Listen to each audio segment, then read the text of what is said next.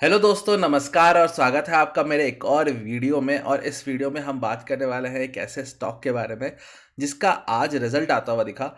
And यहाँ पे जो रिजल्ट आए हैं वो शानदार आए हैं। यहाँ पे कंपनी ने एक बोनस भी दिया है। एंड अगर हम देखा जाए तो लास्ट कितने सालों में इसने स्टेडी रिटर्न्स भी दिया है। तो ये अर्निंग सीजन मैंने डिसाइड किया है कि कुछ ऐसे स्टॉक्स को कवर करूँ जो मोस्टली हम इतना उसके बारे में डिस्कस नहीं करते हैं, हमारा इतना इन लाइमलाइट में नहीं रहता है इन्वेस्टर के। लेकिन अगर हम देखें, सालों साल इन स्टॉक्स ने अच्छा परफॉर्मेंस भी दिया है एंड यहाँ पे स्टॉक ने भी अच्छा रिटर्न दिया है। तो ऐसे ही एक स्टॉक के बारे में आज डिस्कस करने वाले हैं। तो चले चलते हैं हमारे नॉर्मल स्क्रीन पे और डिस्कस करते हैं स्टॉक को। पर आगे बढ़ने से पहले अगर आपने मेरे चैनल को सब्सक्राइब नहीं किया तो मेरे चैनल को सब्सक्राइब कर दीजिएगा। एंड यहाँ पे मैंने 2 वीडियोस लाए हैं ऑलरेडी। आईटी सेक्टर के Q3 रिजल्ट्स के प्रीव्यू को डिस्कस किया था, जिसमें TCS, Infosys, Wipro, HCL, LTIMindtree, Coforge, Persistent, Cyient जैसे स्टॉक्स के Q3 के रिजल्ट्स के प्रीव्यूज़ को मैंने डिस्कस किया था। मोतीलाल ओसवाल यहाँ पे क्या सोच रहा है तो उसको मैंने डिस्कस किया था। एंड TCS के Q3 रिजल्ट्स को भी थोड़ा सा और डिटेल में मैंने डिस्कस किया था। एंड क्या हम यहाँ पे स्पेशल डिविडेंड एक्सपेक्ट कर सकते हैं TCS से, उसको भी डिस्कस किया था। अगर आपने इन दोनों वीडियोस को नहीं देखा है तो मैं यहाँ पे आई बटन में भी डाल दूंगा एंड आपको एंड स्क्रीन में भी ये वीडियोस मिल जाएंगे। तो जो स्टॉक के बारे में हम बात कर रहे हैं उसका नाम है टैरेल, यानी transformers and rectifiers India limited.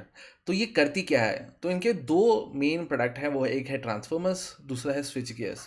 तो ये ट्रांसफॉर्मर्स एंड स्विच गियर्स बेचती है।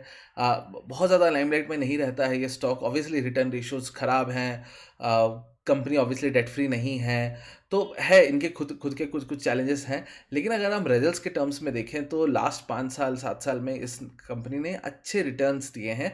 इवन इंस्टीट्यूशनल इन्वेस्टर्स यानी FIIs DIIs ने भी अपना इसका कवरेज स्टार्ट किया है एंड यहाँ पे में एंट्री भी ली है। तो इसका अगर Q3 FY25 का रिजल्ट्स के अगर हम बात करें तो रेवेन्यू फ्रॉम ऑपरेशंस आता हुआ दिखा 559 करोड़ का, quarter on quarter 21% and year on year 52% से जंप करता हुआ दिखा। प्रॉफिट बिफोर टैक्स के अगर हम बात करें तो ये 74 करोड़ पे आता हुआ दिखा, quarter on quarter 16% and year on year 252% से जंप करता हुआ दिखा। एबिटा देखे तो वो 85 पे आता हुआ दिखा, quarter on quarter 23% and year on year देखे तो ये 124% से जंप करता हुआ दिखा। Both quarter on quarter and year on year यहाँ पे रोबस्ट ग्रोथ है रेवेन्यू में, प्रॉफिट में, एबिटा में। एंड अगर हम देखें मार्जिन्स भी अच्छा खासा इंप्रूव होता हुआ दिखा है। एबिटा मार्जिन रहा 15% का, quarter on quarter 40 basis point and year on year भी 470 बेसिस पॉइंट से जंप करता हुआ दिख रहा है। पैट रहा 56 करोड़ का, क्वार्टर ऑन क्वार्टर देखे तो 21%, ईयर एन ईयर ये 254% से जंप करता हुआ दिखा। EPS रहा 3.6 का, लास्ट क्वार्टर ये नंबर 3.04 पे ही था एंड लास्ट ईयर देखे तो ये नंबर 1.11 पे था, यानी 3 गुना होता हुआ दिख रहा है EPS। तो यहाँ पे रिजल्ट्स तो शानदार ही आते हुए दिख रहे हैं। इसके अलावा यहाँ पे कंपनी ने एक बोनस भी दिया है ऑफ 1:1, यानी अगर आपके पास एक शेयर होगा तो इसके ऊपर आपको एक और शेयर मिलता हुआ दिखेगा। इसका रिकॉर्ड डेट यहाँ पे कंपनी ने नहीं बताया है। जो ये बोनस है वो शेयर होल्डर्स के अप्रूवल के बाद यहाँ पे दिया जाएगा एंड इसका रिकॉर्ड डेट भी बाद में ये इंटीमेट करते हुए दिखेंगे।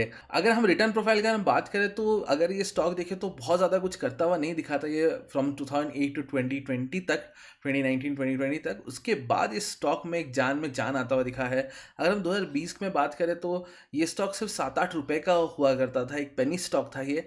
पर उसके बाद से ये स्टॉक में एक शानदार मूव आता हुआ ओवरऑल हमें दिखा है। लेकिन अगर अभी के हिसाब से देखें तो ये स्टॉक ऑलरेडी बहुत हाई PE में ट्रेड करता हुआ दिख रहा है, 150 के PE में ट्रेड करता हुआ हमें दिख रहा है। एंड अगर हम देखें जो इसका जो एवरेज है, जो हिस्टोरिकल एवरेज है, एवरेज के कहीं ऊपर जाके अभी PE में ये ट्रेड करता हुआ दिख रहा है। तो ऑब्वियसली वैल्यूएशन यहाँ पे बिल्कुल भी चीप नहीं है एंड ये स्टॉक में अच्छा खासा हमने बाइंग आता हुआ देखा है लास्ट कुछ सालों में।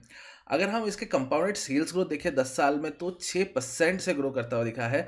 ऑल्दो अगेन पहले ये इतना स्टॉक में जान नहीं था, जैसे कि मैंने बताया 2019-20 से ये स्टॉक में जंप आता हुआ दिखा है। तो लास्ट 3 साल में देखें तो कंपाउंडेड सेल्स ग्रोथ 20% का रहा है एंड ट्रेलिंग 12 मंथ्स में ये कंपाउंडेड सेल्स ग्रोथ या फिर ट्रेलिंग 12 मंथ्स में जो ग्रोथ है वो 52% का है।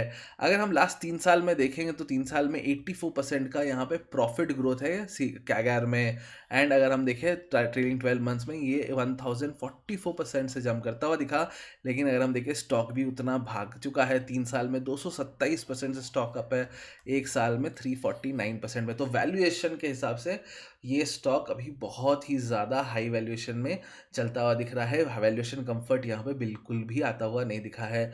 इसलिए यहाँ पे ऑब्वियसली ये स्टॉक से हमें अभी तो दूर रहना चाहिए, लेकिन मेरे हिसाब से थोड़ा-सा यहाँ पे इसको ट्रैक भी हमें करना चाहिए। एंड इस स्टॉक के दूसरे भी प्रॉब्लम्स हैं। अगर आप देखेंगे ये स्टॉक में रिटर्न रेशियोज़ ख़राब हैं, बोरोइंग्स हैं, लॉन्ग टर्म बोरोइंग्स थोड़े बहुत हैं, ऑल्दो बोरोइंग्स भी घटते हुए दिखे हैं। यहाँ पे जो प्रोमोटर्स ने लगातार अपने स्टेक्स बेचे हैं, जिसको हम आगे भी डिस्कस करेंगे। तो ऐसा भी नहीं है कि स्टॉक में कुछ प्रॉब्लम्स नहीं है, स्टॉक में बहुत ज़्यादा प्रॉब्लम्स हैं। लेकिन हाँ, बिकॉज़ रिजल्ट्स अच्छे हैं एंड यहाँ पे स्टडी रिटर्न्स है, इसलिए मैं यहाँ पे इसको कवर करना चाहता था। अगर हम देखें तो लास्ट 1 ईयर में ये स्टॉक ऑलरेडी 4 गुना हो चुका है, तो 354%, साढ़े 4 गुना बढ़ चुका है। अगर लास्ट 3 साल में देखें तो 3 हज़ार % का रिटर्न है। अगर 10 साल में देखें तो 6000% का रिटर्न आता हुआ दिख रहा है। तो ये स्टॉक ऑलरेडी बहुत ज़्यादा भाग चुका है। अगर हम शेयर होल्डिंग पैटर्न देखें तो जैसे कि मैं बता रहा था कि जो 2022 में जो इनका होल्डिंग था, प्रोमोटर होल्डिंग था, वो 75% पे था। ये धीरे-धीरे घट के 66% पे आता हुआ दिखा है। ऑल्दो ये भी हम ये मान सकते हैं बिकॉज़ अगेन छोटी कंपनी थी पहले एंड कंपनी को पैसे जुटाने थे टू ग्रो, तो उसके कारण भी यहाँ पे हो सकता है। तो ये रीज़न्स तो ऑब्वियसली देख रहे होंगे कि ये क्यों यहाँ पे अपने स्टेक बेचे हैं और उन पैसों का ये क्या यूज़ किया है प्रोमोटर्स ने। अगर हम एफआईज का हम बात करें, एफआईज ने ये कवरेज जो है स्टॉक का वो बहुत बाद में स्टार्ट किया सितंबर 2023 से, लेकिन उसके बाद कॉन्स्टेंटली इन्होंने अपना स्टेक इसमें बढ़ाया है। अगर हम डीआईएस देखें, डीआईएस ने अपना कवरेज मार्च 2024 से स्टार्ट किया है एंड यहाँ पे उन्होंने भी अपना जो परसेंटेज है, अपना जो होल्डिंग है वो बढ़ाते हुए दिखे हैं। एंड पब्लिक का होल्डिंग यहाँ पे घटता हुआ दिख रहा है फ्रॉम 26% या 27% टू 17%। तो यहाँ पे इंस्टीट्यूशनल इन्वेस्टर्स का भी यहाँ पे जो इंटरेस्ट है वो आता हुआ दिख रहा है। लेकिन अगेन मैं ये कहना चाहूँगा कि ये कोई भी इन्वेस्टमेंट एडवाइस नहीं है, वैल्यूएशन कंफर्ट नहीं है, इसके अपने ही प्रॉब्लम्स हैं। एंड अगर आप चाहते हैं कि इसको मैं डिटेल में डिस्कस करूँ कि ये कंपनी क्या करती है, इसके रिटर्न रेशियोज़ कैसे हैं, फंडामेंटल एनालिसिस अगर मैं इसका आप चाहते हैं तो आप मेरे को कमेंट सेक्शन में बता सकते हैं। इसका एक फंडामेंटल एनालिसिस मैं वीकेंड में लाने का कोशिश करूँगा। आशा करता हूँ आपको वीडियो अच्छा लगा होगा एंड मुझे कमेंट सेक्शन में ज़रूर बताइएगा कि आपको क्या ऐसे स्टॉक्स के बारे में जानना है या नहीं है। आप इस स्टॉक के बारे में क्या सोचते हैं? क्या आपने पहले इसको रडार में रखा था? अगर रडार में रखा था तो आपका थॉट प्रोसेस अभी इस स्टॉक के लिए क्या है? तो इसको मुझे कमेंट सेक्शन में ज़रूर बताइएगा। एंड अगर आपको ये वीडियो अच्छा लगा है तो मेरे चैनल को सब्सक्राइब कर दीजिएगा, मेरे वीडियो को भी लाइक करिएगा। हम मिलेंगे नेक्स्ट वीडियो में, तब तक के लिए थैंक यू। जय हिंद।